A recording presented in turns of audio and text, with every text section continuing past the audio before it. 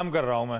अब चार का चौका का टीजर रेडी कर देता हूं क्योंकि अब समय से आगे निकल रहे हैं और समय पे वो प्रोडक्ट डिलीवर भी करना है आप लोगों के लिए। तो ये हमने क्विक सिंगल्स में तो जैसे कोफोर्ज जैसे एग्जांपल्स हैं, बढ़िया स्कोरबोर्ड टिक करना शुरू कर दिया है ना।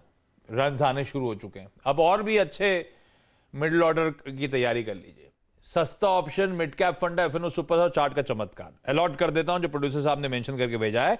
आज का सस्ता ऑप्शन राहुल शर्मा साहब आपके पास आऊंगा, बढ़िया सा एक ट्रेड रेडी रखिएगा प्लीज। एफएनओ का सुपरस्टार चंदन अभी अभी आपको स्क्रीन पे नजर आए थे। चंदन आपके पास आऊंगा, वायदा बाजार का एक सुपरस्टार। चार्ट का चमत्कार गाबा सर रिफ्रेश होके आए हैं वीकेंड पे, तो चार्ट का चमत्कार गाबा सर कोई बढ़िया सा ट्रेड।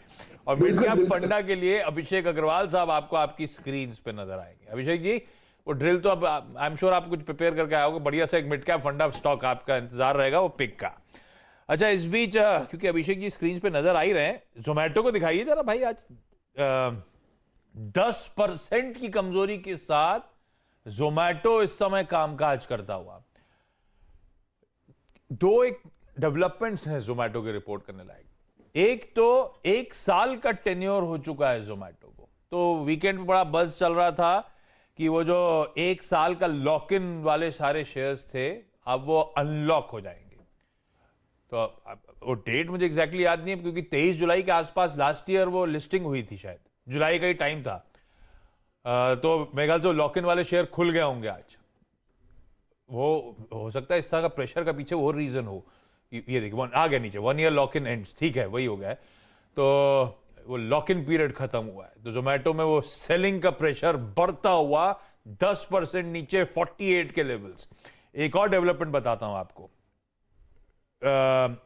डोमिनोज पिज्जा, आपको याद होगा लक्ष्मण बता रहे थे कंपटीशन कमीशन ऑफ इंडिया ने अलग अलग लोगों को बुलाया गया था। अब उसमें सीसीआई के यहां पे जुबिलेंट फूडवर्क्स ने तो फाइलिंग रखी है। वो कह रहे हैं कि हम अपने फूड डिलीवरी ऐप जोमैटो और स्विगी को शायद डिसकंटिन्यू करें। ये भी वीकेंड पे डेवलपमेंट्स आ रहे थे।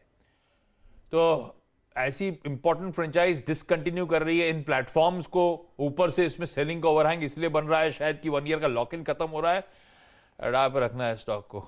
कुछ व्यू बदला है क्या अभिषेक जी? ये तो बहुत दिक्कत वाला स्टॉक हो गया आज तो। मीनिंगफुल लॉक, ये लॉक इन हटने का ही प्रेशर है क्या?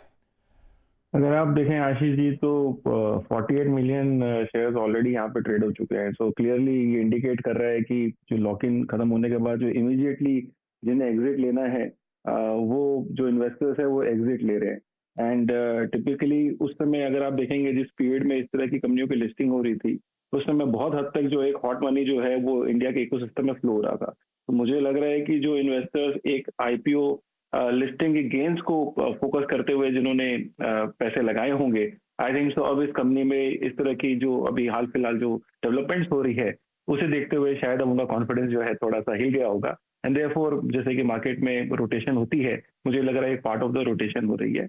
व्यू के पॉइंट ऑफ व्यू से सर्टेनली शॉर्ट टर्म में एक तरह का प्रेशर रहेगा बिकॉज वापस से आप एक डिस्ट्रप्शन देख रहे हैं। एंड मैंने पहले भी मेंटेन किया है कि इस तरह के स्टॉक को आपको एक लॉन्ग टर्म के नजरिए से देखना होगा, क्योंकि शॉर्ट टर्म में मीडियम टर्म में आपकी जो फंडामेंटल्स है वो सपोर्ट ही नहीं करेंगे कि आप देखेंगे कि भाई किस तरह की अर्निंग्स आ रही है, तो उसमें आपको कॉन्फिडेंस नहीं बनेगा। बट इस तरह की कंपनी अगर सस्टेन करती है तो over a longer period of time wealth create करती है। अगर किसी को लंबे अवधि के लिए अगर इन्वेस्ट करना है तो इंटर करे, अदरवाइज डेफिनेटली मैं सजेस्ट नहीं कर सकता किसी को भी इस लेवल पे अभी के लिए बाई करने के लिए, अगर किसी का भी ट्रेडिंग कॉल है।